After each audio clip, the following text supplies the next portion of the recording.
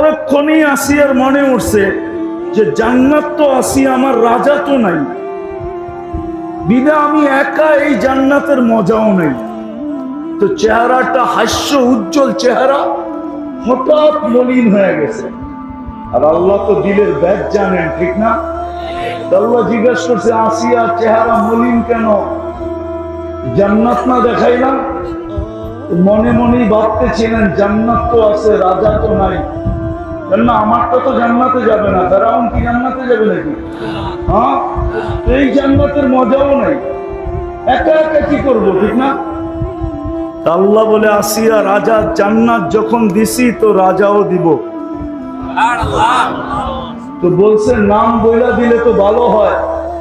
আল্লাহ বলে, রাজা এমন দিব যার উপরে রাজত্ব কারো নাই, যার উপরে রাজত্ব শুধু আমার আছে, আর কারো। আমার বিশ্বাস, আমার তাখাইয়ুল ধারণা যে আসিয়া জান্নাত পায়া যতটুকু খুশি না হইছেন, কিন্তু রাজার নাম শুইনা এর চেয়ে কোটি গুণ বেশি খুশি হয়েছে। আল্লাহ বলেই দিছে, আসিয়া তোমার জান্নাতের রাজা হলো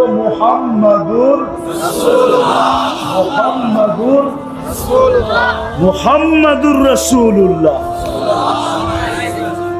হইতে পারে কিতাবে পাওয়া যায় ইঙ্গিত, হইতে পারে আমরা ওলিমার দাওয়াতও খাইতে পারি ইনশাআল্লাহ, ওটা জান্নাতে খাওয়াবে আল্লাহ ইনশাআল্লাহ।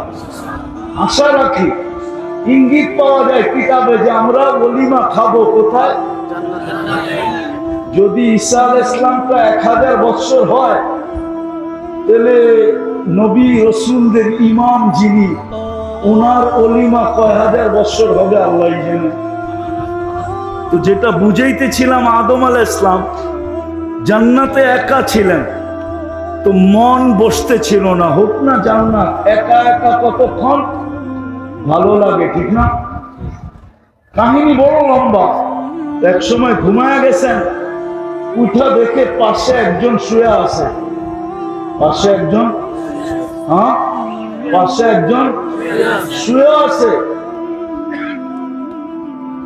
তাও পুরো ওনার মতো না, মহিলা। কেননা আম্মাজানকে আল্লাহ ইউসুফ আলাইহিস সালামকে আর কি সৌন্দর্য দিয়েছেন, আম্মাজানকে আল্লাহ সবচেয়ে বেশি সৌন্দর্য দিয়েছেন, সবচেয়ে বেশি। আসলে সৌন্দর্যের বিকাশ ঘটাইছেন আল্লাহ আম্মাজানকে দিয়া। এর আগে দুনিয়া সৃষ্টি সৌন্দর্য জানতো না, সৌন্দর্য জানতো না। তো যখন আম্মাজানকে দেখা, তো জিজ্ঞাসা করছেন এটা কে? আল্লাহ পরিচয় দিছে, এটা তোমার সঙ্গী। দেখতেছিলাম তোমার মন ভালো না, একা একা ভালো লাগে না, তো একজন বানায় দিলাম। পরে আল্লাহ বিয়ে পড়ায়া দিছেন। কি জান্নাতে অনুষ্ঠানের মাধ্যমে কি হয়েছে? বিয়ে পড়ায়া দিছেন। আমার যেটা বুঝানোর উদ্দেশ্য, তারপরে আল্লাহ বলছে মোহর দাও।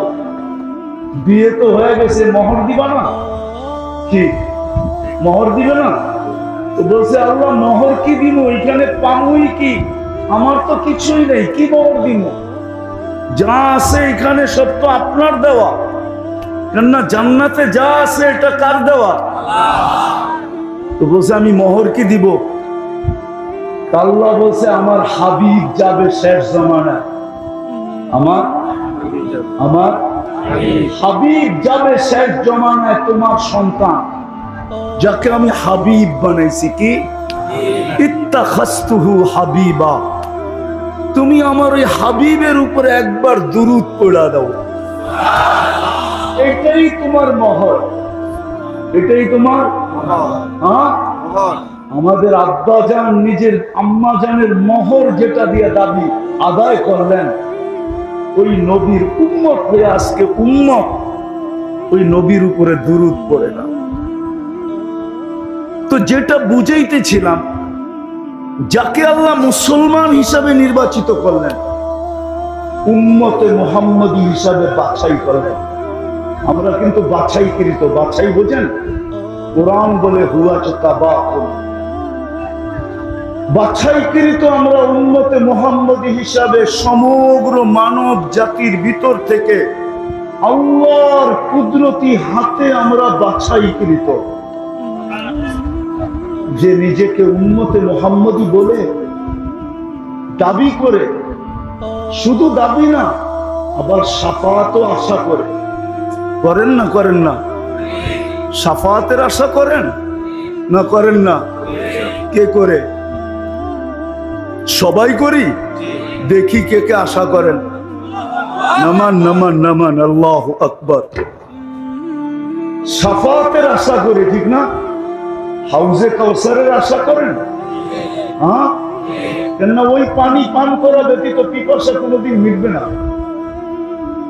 ওটা প্রথম পানি, যেটা কিয়ামতের মাঠে যাওয়ার আগে আল্লাহর রাসূল স্বয়ং নিজে পান করাবে। আর যে পান করতে পারবে সে মনে মনে ভাবতে পারে যে এই শরীর, এই পেট কোনোদিন দুযোগে যাবে না না না না। আর পিপাসাও তার কাছে কোনোদিন আসবে না না না না। কেননা পান করাবে আর বলবে ইশরাব লা তাজমান বাদাহা আবাদা। পান করো, আজকের পরে আর পিপাসা কোনোদিন তোমার কাছে আসবে না। কিয়ামতের মাঠের জিতা পূর্ব লক্ষণ, সবচেয়ে বড় লক্ষণ হলো হাউজে কাউসার পান করতে পারা। সবচেয়ে বড় কুলক্ষণ হলো হাউজে কাউসারের কাছে গেল আর আল্লাহ রাসূল বলল, হাদিসে আছে, হাদিসে আছে, আল্লাহ রাসূল বলবে সুহকান সুহকান, যাও দূরে, যাও দূরে। সুহকান সুহকান, সরো দূরে সরো। কিন্তু উম্মত বটে, কিন্তু কারণ বলবে লিমান কাইয়ারা বাদি, আমি চলে আসার পরে তোমরা আমার ইজ্জত রাখো না। আজকে তো আফসোস, আমাদেরকে বলে এটা বলেন সেটা বলেন, বলার প্রয়োজনটা কেন পড়তেছে? দরকার কি পড়তেছে? দরকার কি পড়তেছে? সাধারণ মানুষ সন্ত্রাস করে না সন্ত্রাস করায়? বলেন, সন্ত্রাস করে না সন্ত্রাস করায়? চাঁদাবাজি করে না চাঁদাবাজি করায়? মাদক বেচায় না মাদক বেচে? হ্যাঁ, কারা করে? ওইদিকে, ওটা আমার আলোচ্য বিষয় না, আমি বুঝানোর জন্য বলতেছি। আজকে রসুলের ইজ্জত রাখি নাই আমরা। রসুলের ইজ্জত যদি রাখতাম, মুহাম্মদুর রাসূলুল্লাহর ইজ্জত, আমি বেশি তো বুঝাইতে পারবো না, এতটুকু বুঝাইতে পারবো, টাইমও আমার হাতে কম। এতটুকু বুঝাইতে পারবো যে রসুল আমাদের জন্য 23 বছর চোখের পানি শুকাইতে দেয়। আমি উলামাদের সামনে বলতেছি, কিতাব মোতালা করে দেখতে পারে। কেননা যেদিন আল্লাহ রসুল জন্ম নেন, ওই দিন আল্লাহর রসুলকে সুরক্ষা করার জন্য বডি গার্ড হিসাবে আল্লাহ মিকাইল আলাইহিস সালামকে নির্ধারণ করেন।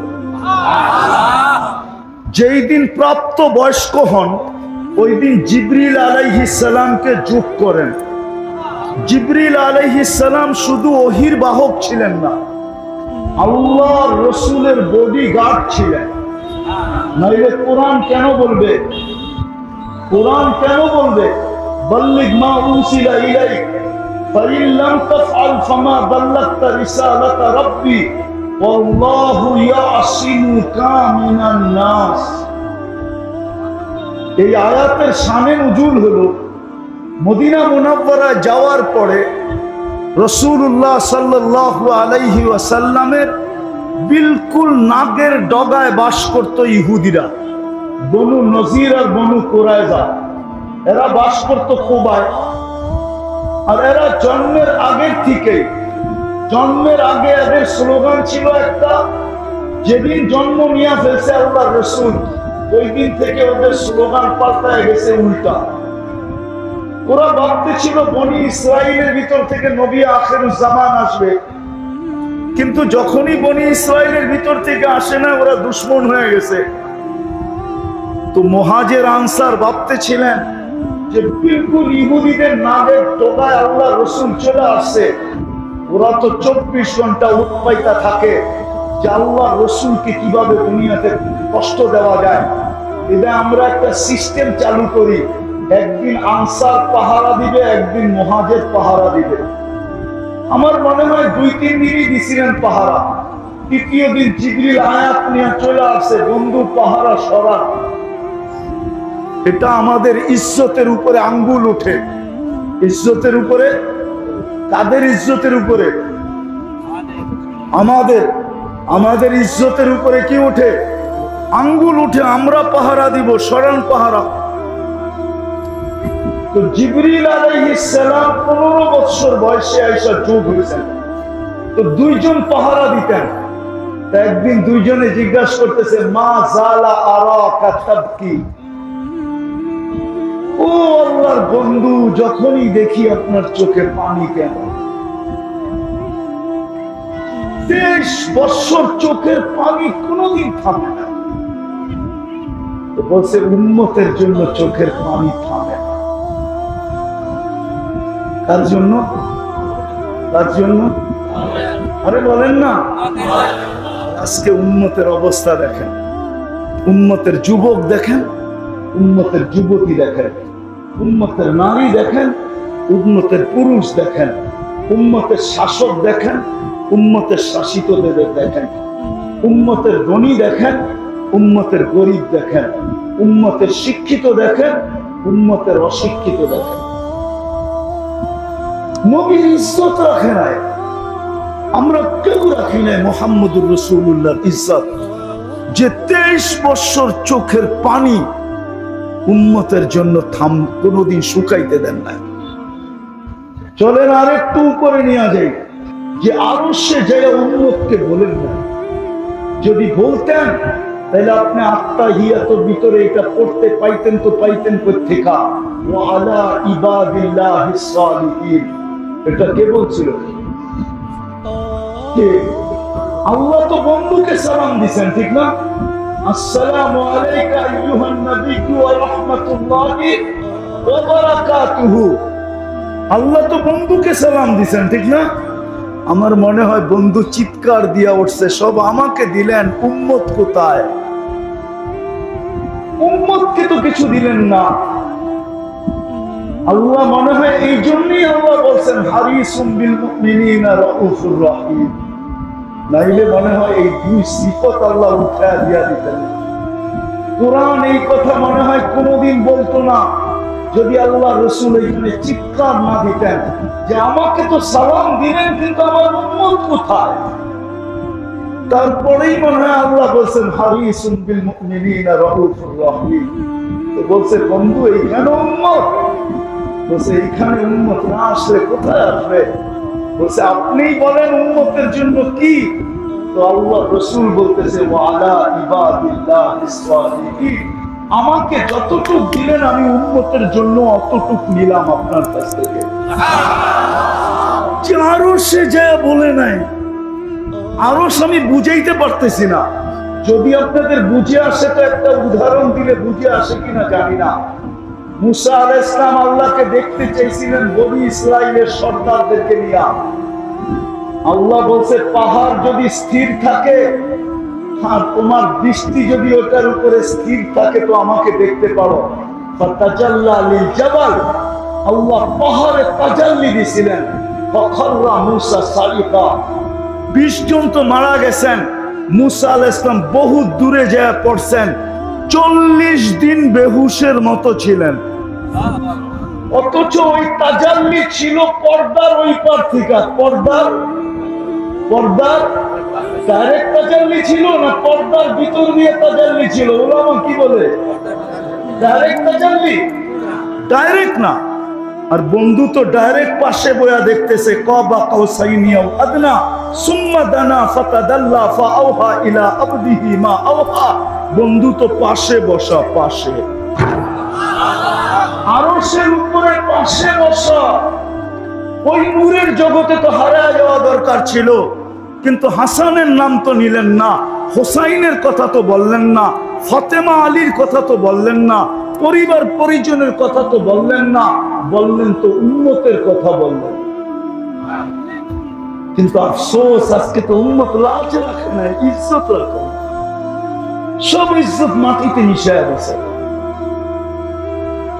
না আল্লাহর ইজ্জত রাখছে, না রসুলের ইজ্জত রাখছে। যে আল্লাহ নির্বাচিত করলো, আল্লাহরও ধ্যান ধারে নাই উম্মত, রসুলের তো ইজ্জত রাখেই নাই।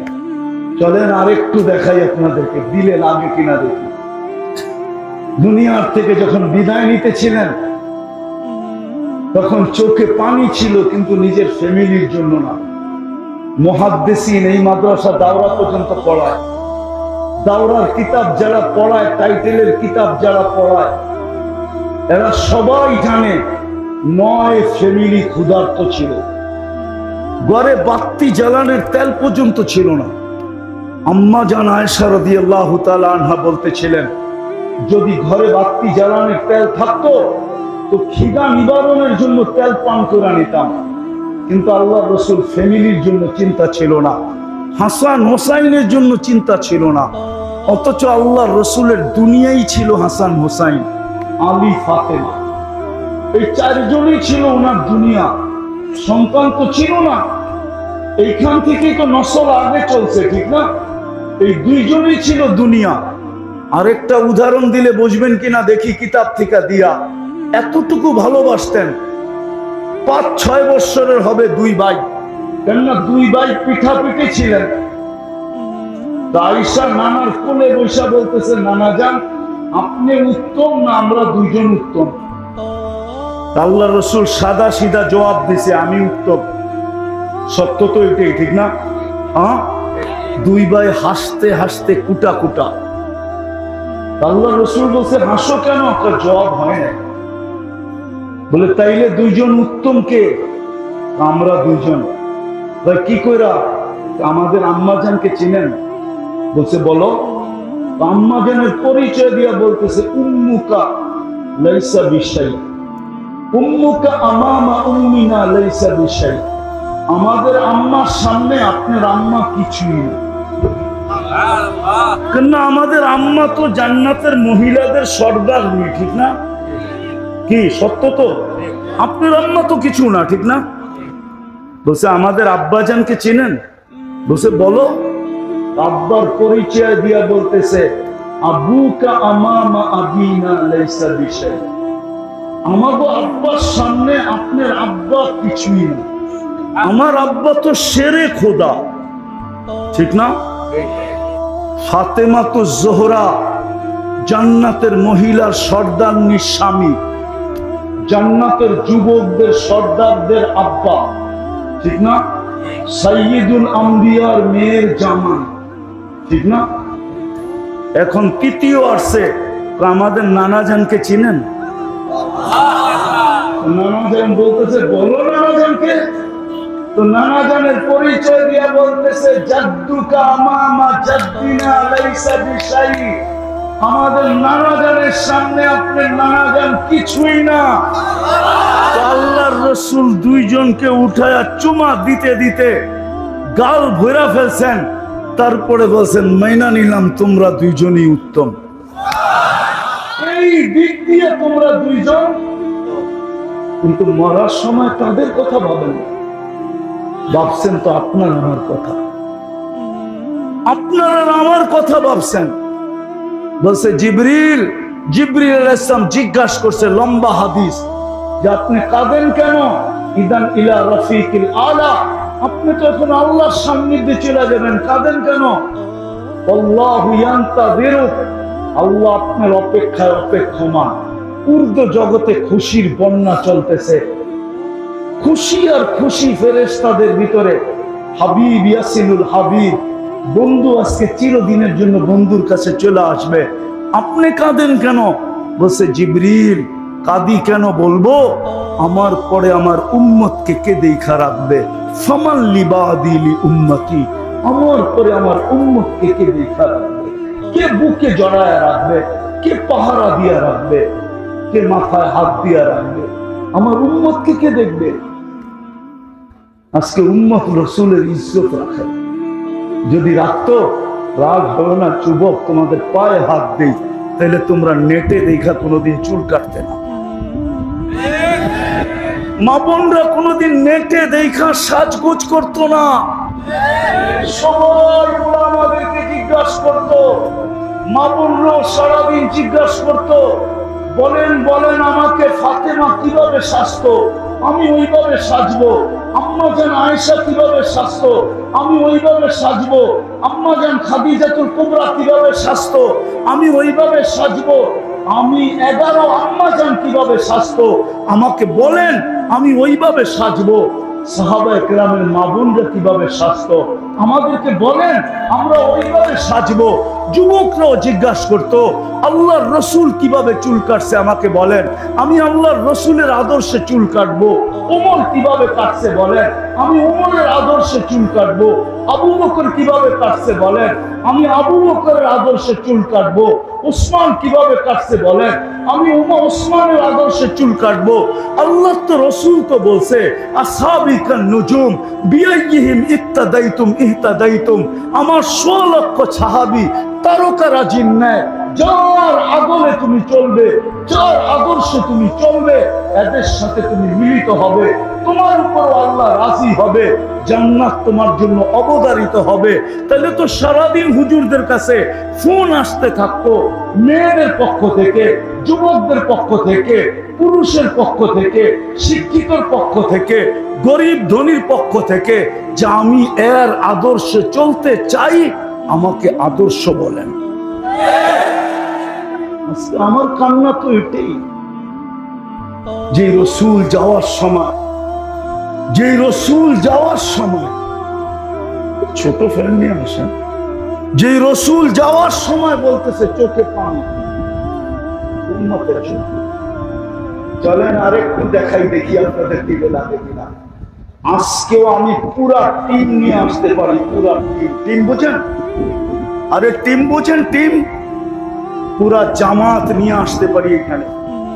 যারা স্বপ্নে দেখছেন আল্লাহ রসুল হাতিমে কাবায় বসে কাঁদতেছে, ওরা সেজদায় পড়ে কাঁদতেছে। জিজ্ঞাসা করছেন, ইয়া রসুল আল্লাহ কাঁদেন কেন? তো বলছে, আমি বাংলাদেশের সরল সহজ সাদা সিধা, বাংলাদেশের মানুষ সরল সহজ, বাংলাদেশের মানুষ সাদা সিধা, যেদিকে বাতাস দেখে ওই দিকে পাল তোলে, যেদিকে বাতাস দেখে ওই দিকে কি করে, চিন্তা করে কিছু করে না। একটা বাংলায় প্রবাদ বাক্য আছে না, হুজুকে বাঙালি, এ সাদা সিধা দেখা। এই জন্য আমি বলি, আমাদের একটা সুসংবাদ আছে আল্লাহ রসুলের পক্ষ থেকে, সেটা হলো আমরা সাদা সরল সহজ।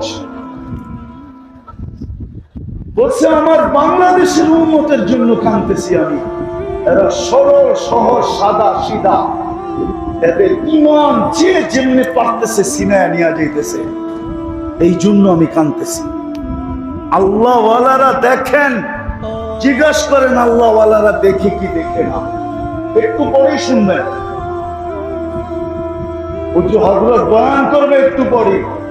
আল্লাহ ওয়ালারা দেখেন আল্লাহর রাসূল উম্মতের জন্য এখনো কাঁদেন। আমি তো অক্টোবরের আগস্টের 17-16 তারিখে মদিনা মুনাওয়ারায় ছিলাম। যখনই যাই আমার মন চায়, অনেক থেকে বলতেছি, আমাকে যদি অনুমতি দিত তাহলে আমি রওজায় আধারে একটু কান পাইটা দেখতাম যে ভিতরে কি বলে। আমার বিশ্বাস ভিতরে কাঁদতেছে আর বলতেছে, মা বি উম্মতি, আমার উম্মতের কি হইল। এখনো কাঁদতেছেন। চলেন আরেকটা শোনাই আপনাদের যদি দিলে লাগে। আমি লেখি না, আবুল সামরকান্দি রহমতুল্লাহ আলাইহি লিখছেন। উনি কে ওলামাদের কাছ থেকে জেনে নিয়ে আবুল সামরকান্দি রহমতুল্লাহ আলাইহি এই কথা শোনার পরে যদি কেউ আমার বিরুদ্ধে লেখেন তাহলে লিখতে পারেন, কিন্তু এটা আমার কথা না, কিতাব কাইটা বাইর করতে হবে। আবুল সামরকান্দি রহমতুল্লাহ আলাইহি বা দলিল লেখছেন আল্লাহর রাসূল যখন কবর থেকে উঠবে ওয়াহুয়া ইয়াবকি ওয়া ইয়াকুল, কাঁদতে কাঁদতে উঠবেন আর বলতে বলতে উঠবেন, জিবরিল ময়দান তো পুরাই খালি, পুরাই খালি, আমার উম্মত কোথায়? কোথাও তো কাউকে দেখা যায় না। তো জিবরিল আলাইহিস সালাম সান্ত্বনা দিবেন যে আপনি ব্যতীত জমিনের উপরে কোনো নবীও ওঠে নাই, কোনো রাসূলও ওঠে নাই, কোনো উম্মতও ওঠে নাই, আপনার উম্মতও ওঠে নাই। আপনি শান্ত হন, শান্ত, তারপরে শান্ত হবে, এর আগে শান্ত হবে না। যে কবর থেকে উম্মতের জন্য কাঁদতে কাঁদতে উঠবে, ওই উম্মত আজকে নবীর লাজ রাখে না, ইজ্জত রাখে নাই। সারা দিন তো বাদই দিলাম, শুক্রবার তো আমাদের কাছ থেকে আল্লাহর রাসূল চাইয়া নিছিলেন, চাইয়া। আমি হাদিস দিতেছি, আল্লাহর রাসূল বলেছিল শুক্রবার আমাকে দিয়া দিও, আমার উপরে বেশি বেশি দুরূদ পড়ো, দুরূদ আমার উপরে বেশি বেশি দুরূদ শুক্রবারে পড়ো। কিন্তু আজকে কি বার? সোমবার, শুক্রবার গেছে বেশি দিন হয় না, কিন্তু এই মজমাটা একজনও পাওয়া যাবে না যে শুক্রবারে নবীজির উপরে 500 বার দুরূদ পড়ছে। আমরা তো দুরূদ পড়ি না। তো যেটা বুঝাইতেছিলাম, যিনি কবর থেকেও কাঁদতে কাঁদতে উঠবে, আর কিয়ামতের মাঠের দৃশ্য তো সুস্পষ্ট, 1.25 লক্ষ নবীরা নাফসি নাফসি বলে চিৎকার দিবে। আর আমাদের নবীজি মাকামে মাহমুদ পাওয়ার জন্য, মাকামে মাহমুদ পাওয়া সত্ত্বেও আমরা তো দেখি সামান্য একটা চেয়ারের জন্য, কি ইউনিয়ন পরিষদের একটা চেয়ার, একটা ওয়ার্ডের একটা চেয়ার, একটা থানার একটা চেয়ার, বাংলাদেশটাই কত বড় আর চেয়ারটাই কত বড়। আরে বুঝান না আমারে, বাংলাদেশটা কত বড়? আমেরিকার থেকে 25-30 গুণ বড় না? হ্যাঁ কি? হ্যাঁ ছোট? কেমন ছোট? শুধু নিউ ইয়র্ক একটা স্টেট আপনাদের চেয়ে 4 গুণ বড়, 4 গুণ। নিউ ইয়র্ক শুধু 52টা স্টেট আমেরিকাতে, একটা নিউ ইয়র্কের সমান না বাংলাদেশটা। ওটার 4 ভাগের 1 ভাগ হলো বাংলাদেশ, ওটার ভিতরে 300টা সিট। কয়টা? কয়টা? তাইলে এটার পরিধি কত বড়? সামান্য একটা চেয়ারের জন্য মরতে রাজি, মারতে রাজি, ঠিক না? অথচ মাকামে মাহমুদ পাবে, কিয়ামতের দিন বসবে না, বসবে না, যুক্তি দিবে আমি বসবো না। বসলে 3 জায়গায় দৌড়াবে কে? আমি তো একজন হাউসে কাউসারে দৌড়াবো, উম্মতকে নিজের হাতে পানি পান করাবো, আবার মিজানের কাছে দৌড়াবো। পাল্লা যদি সামনে না ঝোঁকে তো আমি ওইখানে হাত উঠায়া দিয়া বলবো, আপনার প্রতিশ্রুতিগুলা স্মরণ করাবো। আপনি বলছেন সালতুকা শাফি তুশাফা, তো আমি চাইতে থাকবো, আপনি দিতে থাকবেন, আমি সুপারিশ করতে থাকবো, আপনি মঞ্জুর করতে থাকবেন। আরো অনেক প্রতিশ্রুতি কিয়ামতের মাঠে আছে, বিদায় আমি মিজানের কাছে দৌড়াবো, আবার আমি পুলসিরাতে ছুটবো। যদি উম্মত পার না হইতে পারে তাহলে দুরুদের লাঠি মাথায় দিয়া পার করায়। যে রাসূল মাকামে মাহমুদে বসবে না, আজকে আমরা তার লাজ রাখি না।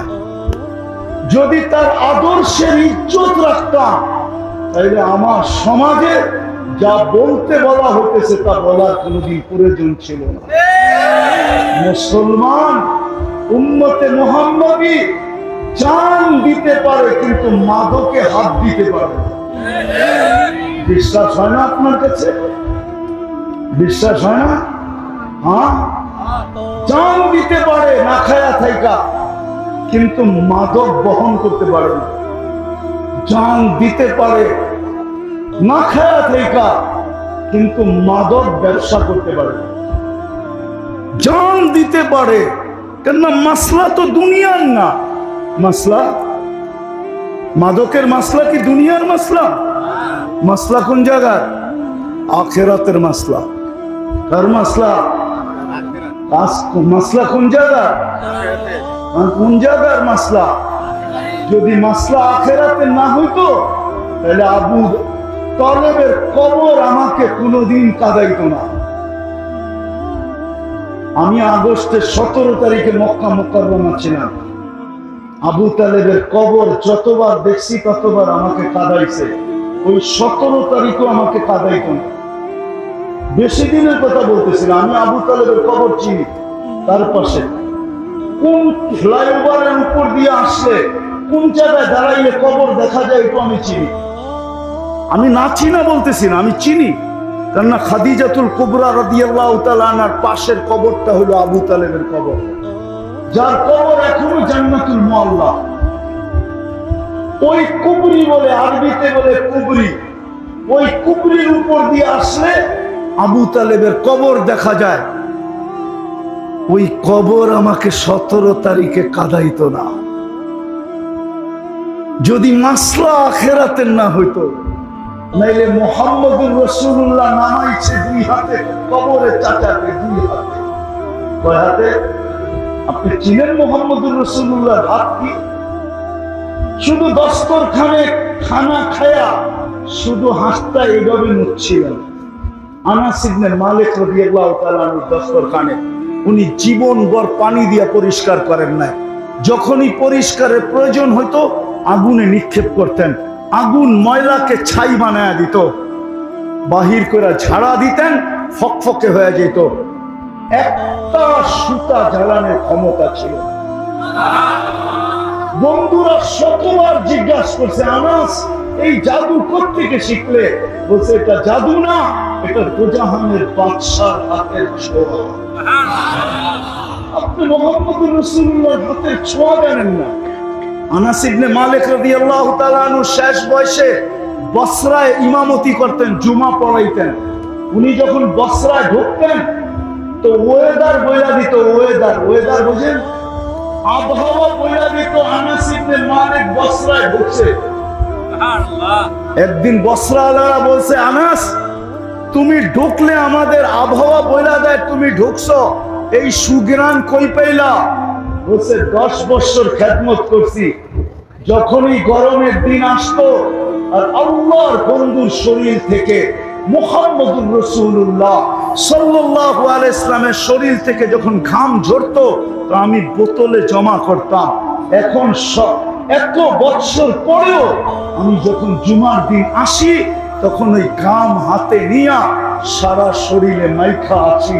বিদায় বসরায় ঢুকতে দেরি, বসরার ওয়েদার তোমাদেরকে বলতে দেরি করে না যে আনাস ইবনে মালিক বসরায় ঢুকে গেছে।